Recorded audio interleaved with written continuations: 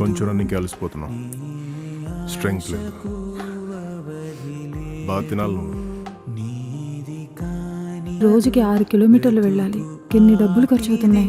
అవసరమా కన్నమ్మ? హే, పిల్లల ముందు డబ్బుల గురించి మాట్లాడతావు? కన్నమ్మ నువ్వు వెళ్ళి నేను ఇస్తాను. అయినా అంత పెద్ద దూరం కాదులేనన్న, నేను నడుచుకుంటూ వెళ్ళగలను.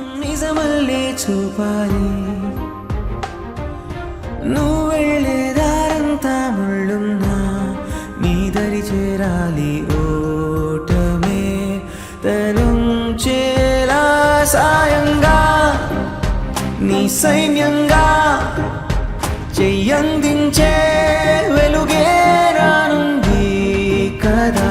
ధైర్యంగా అడుగే ఇంకా నీకై నిలిచే